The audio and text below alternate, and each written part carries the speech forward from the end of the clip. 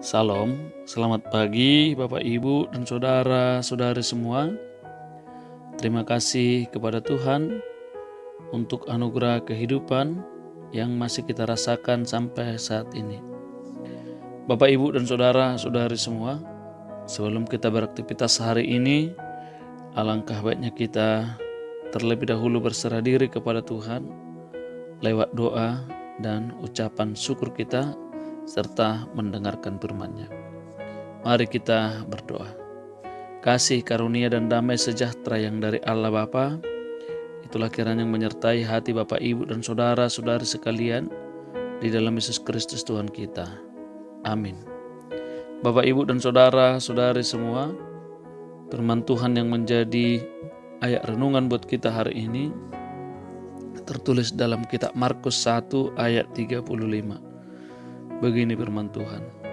Pagi-pagi benar, waktu hari masih gelap, ia bangun dan pergi keluar. Ia pergi ke tempat yang sunyi dan berdoa di sana. Demikian firman Tuhan. Bapak, Ibu, dan saudara-saudari semua, kalau kita ditanya atau banyak orang secara umum ditanya saat ini, apa yang pertama Anda lakukan untuk memulai aktivitas pagi hari setelah bangun? Mungkin ada banyak jawaban untuk hal ini, tapi tidak sedikit yang menjawab dengan jujur. Yang pertama sekali dilakukan adalah mencari handphone, membuka WA atau membuka Facebook dan melanjutkan aktivitasnya. Tapi sudah terlebih dahulu membuka media sosial. Jadi ini tidak jarang lagi kita temui, bahkan tidak sedikit orang sekarang lupa berdoa, lupa beribadah, terlebih dahulu langsung beraktivitas setelah bangun pagi. Bapak, Ibu, dan saudara-saudari, ayat ini mengingatkan kita bahwa yang Yesus lakukan ketika pagi-pagi benar adalah berdoa dan berserah diri. Dan itu juga yang diingatkan kepada kita hari ini. Alangkah baiknya ketika kita bangun pagi dan sebelum kita beraktivitas, kita terlebih dahulu berdoa, berserah diri sepenuhnya kepada Tuhan. Bapak, Ibu, dan saudara-saudari, doa merupakan pereda stres yang manjur. Itu ibarat ruang udara bertekanan tinggi di mana Anda dapat melepaskan rasa stres Anda akibat Anda tidak ingin ketinggalan penampilan dan berusaha memenuhi ekspektasi orang lain. Seperti itulah cara untuk melepaskan beban kita. Dan akuilah bahwa kita tidak dapat memikulnya sendirian. Di sini kita diingatkan bahwa Tuhan selalu siap dan bersedia membantu kita dalam setiap perkara yang kita jalani dalam hidup ini. Doa menjadi kekuatan kepada kita. Doa menjadi gaya hidup. Doa menjadi obat bagi kita. Untuk itu, Bapak, Ibu, dan saudara-saudari, kita diingatkan bahwa supaya doa itu menjadi kebiasaan. Bagaimana caranya untuk melatih kebiasaan?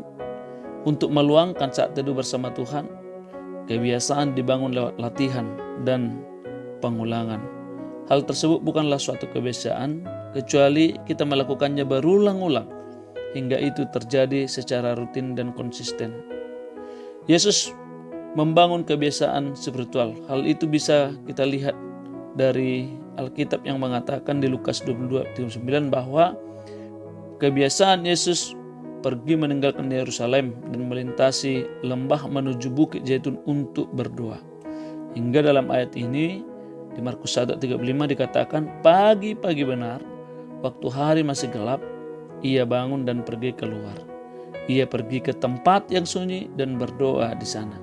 Jika Yesus saja merasa perlu untuk sering meninggalkan orang banyak untuk bergaul dengan Tuhan, coba kita renungkan betapa kita sebenarnya sangat lebih membutuhkan hal itu.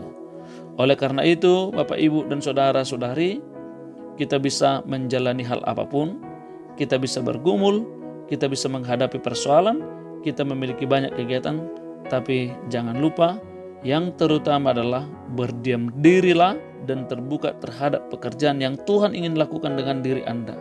Doa menjadi kekuatan kita, doa menjadi cara kita menenangkan semua hidup kita, memanajemen diri kita ini, dan selalu yakin dengan doa kita selalu disertai oleh Tuhan. Tetap semangat, tetap bersukacita, dan tetap berdoa. Tuhan memberkati. Amin. Kita berdoa. Terima kasih Tuhan, Engkau telah mengingatkan kami lewat renungan hari ini agar kami tetap berserah diri kepadamu, mengutamakan mencarimu melalui doa kami. Biarlah kami semua Tuhan senantiasa berserah diri kepada Tuhan lewat doa dan permohonan kami. Dan kami yakin Engkau senantiasa menyertai kehidupan kami. Tuhan berkati umat-Mu dimanapun mereka berada. Tuhan sembuhkan orang-orang yang sakit, yang merindukan kesembuhannya. Tuhan berikan penghiburan kepada orang-orang yang berduka cita.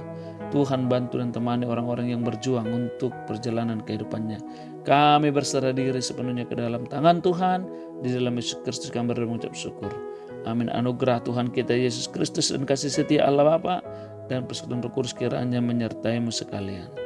Amin.